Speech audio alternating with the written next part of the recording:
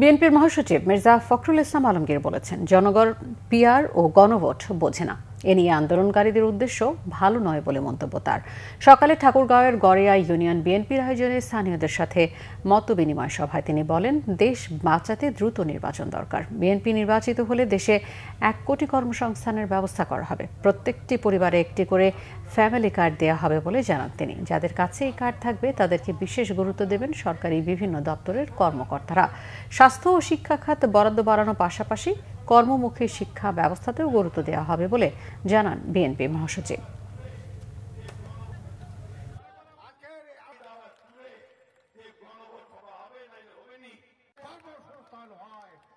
এখন আর বিভাজন সৃষ্টি করবেন না।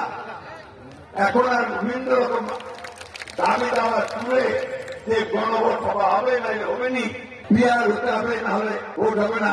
ওই পিয়ারটা মিলেন পিয়ার হচ্ছে তারা করে মানুষ যে প্রার্থীকে ভোট দেওয়ার দরকার নেই, দলটা ভোট দিতে হবে।